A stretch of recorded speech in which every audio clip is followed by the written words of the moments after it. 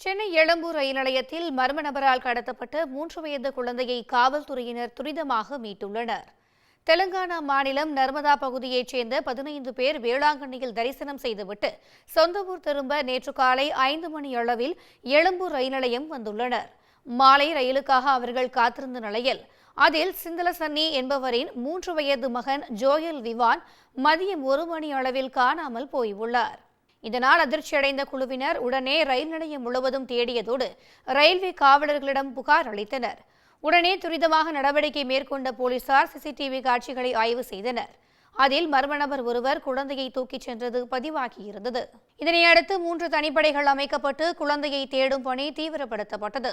பேருந்து நிலையம், ரயில் நிலையம் உள்ளிட்ட பகுதிகளில் தேடுதல் வேட்டை நடந்த நிலையில் பேருந்து அருகிலும் காவலர்கள் சோதனையில் ஈடுபட்டனர். அப்போது அங்கே 3 வயது குழந்தை அழுதபடி நின்று கொண்டிருந்தது. இதனையடுத்து குழந்தையை மீட்ட போலீசார் எழும்பூர் ரயில்வே போலீசாரிடம் ஒப்படைத்தனர்.